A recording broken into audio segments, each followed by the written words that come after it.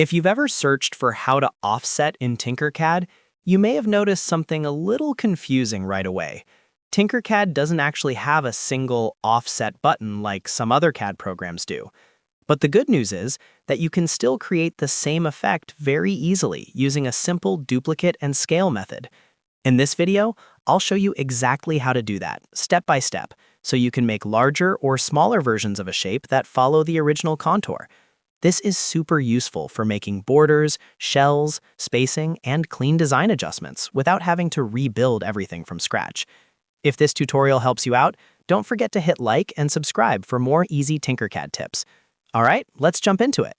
First, open Tinkercad and go to your design workspace. Pick the shape you want to offset.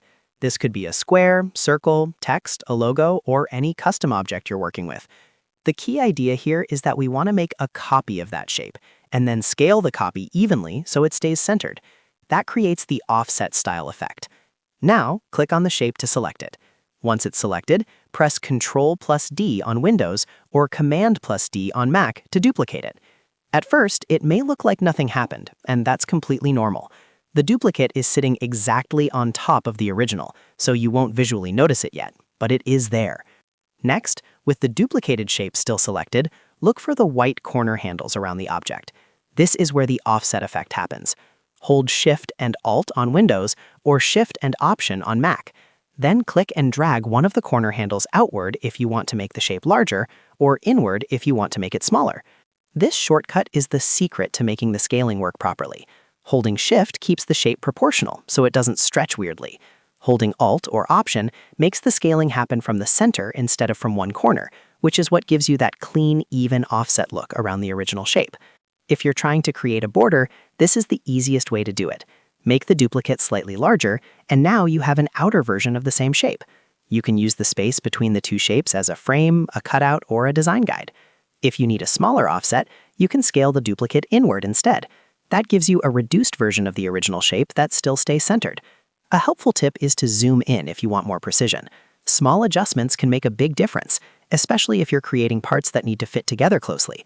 If the offset needs to be exact, use the ruler tool in Tinkercad to check your dimensions as you adjust the size. That way, you can control the final result much more accurately. Another thing to remember is that this method works best for basic shapes and clean design elements. If you're working with complex models, the offset won't be perfect in the same way as advanced CAD software. But for most Tinkercad projects, this duplicate and scale technique is the fastest and easiest workaround.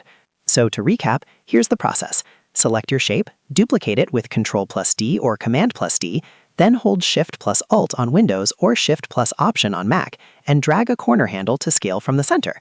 That's how you create a manual offset in Tinkercad. If you found this video helpful, please give it a like and subscribe to the channel for more simple Tinkercad tutorials. And if you want, I can also show you how to use this technique to make exact borders, hollow shapes, or fitting parts in Tinkercad.